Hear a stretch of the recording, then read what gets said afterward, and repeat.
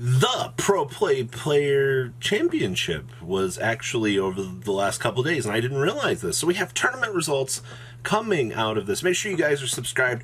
We're on our way to 86,000 now. I'm surprised. Thank you for everybody that helped us get to the 85K mark.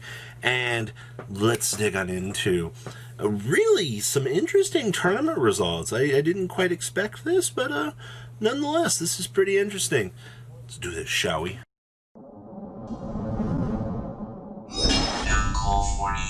The breakdown for the tournament this past weekend for the Pro Play Games Players Championship is on your screen. And the first thing I want to say here is, what in the world is this breakdown? Now, the first thing I see here is we have two Drytron. Now, I've been pretty much on the hype train this whole format going, yeah, Drytron, yeah, best deck, yay! And it shouldn't really surprise anybody. A lot of players have basically picked this up and went, hey, this appears to be the best variant of anything out there. And we're kind of seeing this. The deck does basically lose to Droll and Lockbird unless you have the Herald of Orange Light. Outside of that, it's going to be really weird. Now, for the rest of Top Cut, we have the rest of the metagame. So we have one dinosaur. This doesn't really surprise me once again. Ultimate Conductor, Miscellaneous Saris-chan, protecting the universe from everybody else. It's a great deck. We have the one, this was actually pure Zodiac, actually. I saw that we had, yes, in fact, we had Skullmeisters and other good hand traps in the deck. So basically, pure Zodiac is still going to operate on the exact same principle that it's been going for pretty much the entire format, and that is, hey, want to watch me hand trap you out? Hey, want to watch me one-card engine you? The entire Zodiac engine is just also the master of one-card engines. So once again, you're still going to see this deck doing the exact same thing that it does, and it's just maintaining that nice presence on the metagame while blowing you out. Hi, Borbo. Alright, we also had the one copy of Virtual World in the Top Cut. So, True King of All Calamities Turbo is still present in the metagame. Everything we pretty much know about this format has pretty much rounded itself out at this point here for the Player Championship. Now, we also had one Eldritch deck. Now, I'm going to cover the Eldritch variant later on in the day because this thing was weird. It was doing transmigration prophecy shenanigans, and I'm going to be honest with you, transmigration prophecy and Eldritch with...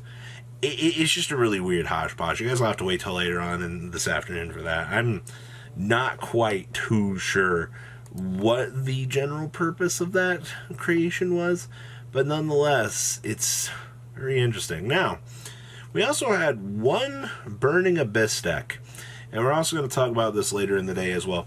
Burning Abyss, now this isn't Phantom Knight Burning Abyss. This is basically pure BA, finally getting a nice little threshold in the metagame, climbing up through ranks. And I was actually very shocked to see that this deck is actually doing something. You're still going to have access to the same Burning Abyss engine climbing up. You're still going to have access to Tour Guide one-card engines to combo. And then you have access to a Trap Board Torrential to kind of disrupt the opponent's plays. And then you're just not even playing the Phantom Knight package in the deck. I was really, really, really intrigued to see that Burning Abyss made top 4 out of this. It's very interesting to me to see that, to see that out of the Player Championship here, that we are seeing success with Burning Abyss. That's on a whole nother level of awesome. Actually, the tournament winner is actually the Phantom Knight variant here, which is actually kind of cool.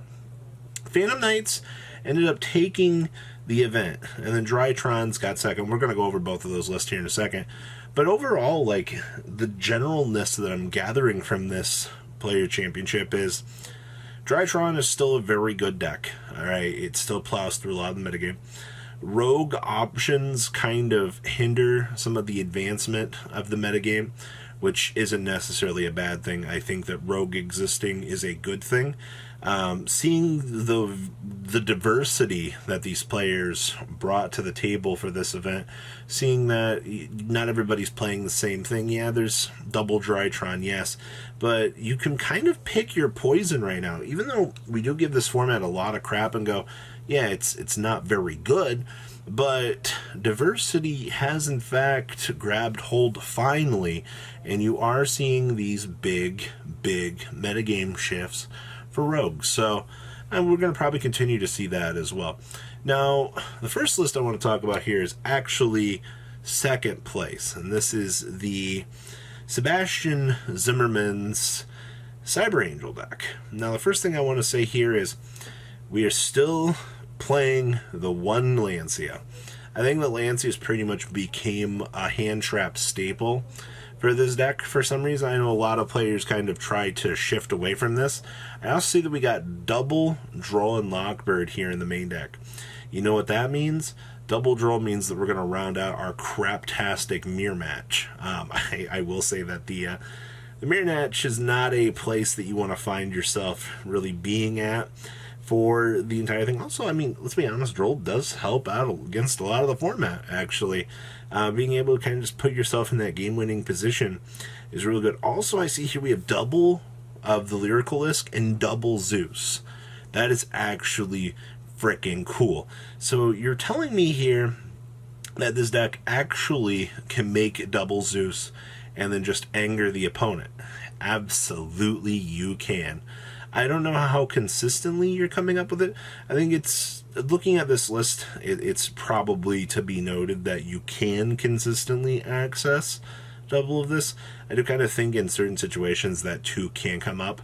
It also might be one of those things that you go through the first Zeus, your opponent does something to it, and you want to remake the second one on the following turn for those grind games.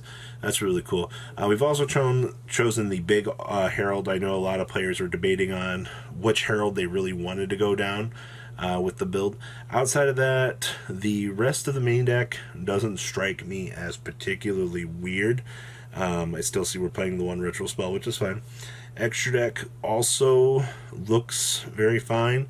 I also see here that we're accessing the Twin Twisters in the side. I guess the biggest thing that sticks out to me is, like I said, it's the access to the Droll and Lockbird that really is good. Also, if you've noticed, Ash Blossom doesn't seem like a very good high-impact card this format.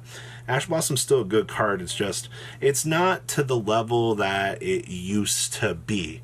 So, yes, while Droll is just better right now, we're still seeing Ash Blossom in some side decks. So, congratulations to Sebastian Zimmerman for finding a good second-place finish at the Player Championship.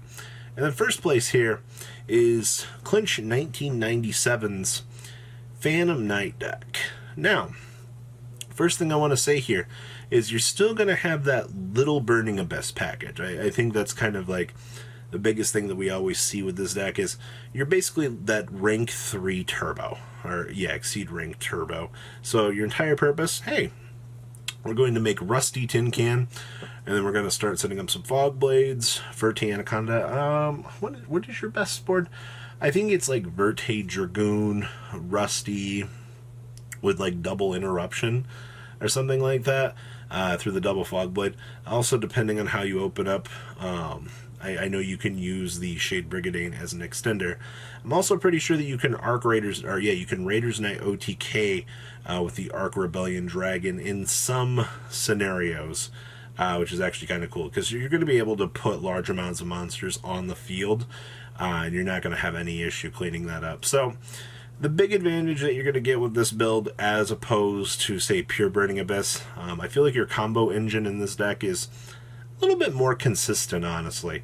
I would say that probably would be the way to go. Talcum Tumborg with the Terratop in the deck is definitely spicy. Outside of that, you're still going to have access to the Arc Rebellion OTK, Dragoon, the full shenanigans that the rest of the format just kind of has been notorious for. Also, the one Pinkertops in the side. Very nice. Double talents on the side too, so we can rotate out the droplets depending on the matchup for lightning storms and things like that. I like that. You can definitely see that the tech slot's probably going to be the droplets. Outside of that, I do think that Clink's list or Kate Lynch's list here definitely is very standard for what I would expect out of this current format for Phantom Knight. So what do you guys think about these cool little decks? Make sure you guys just subscribe to the channel, that way you don't miss out on more content, and I will see your beautiful faces later on in the day. Have a good rest of your day, guys. Thank you, patrons, for making the ride never truly end. Without you guys' support, well, I would probably be doing Truffle Shuffle videos for a living. Guys, please check out VanCall40 for all of your Cardfight Vanguard content brought to you by MCall40.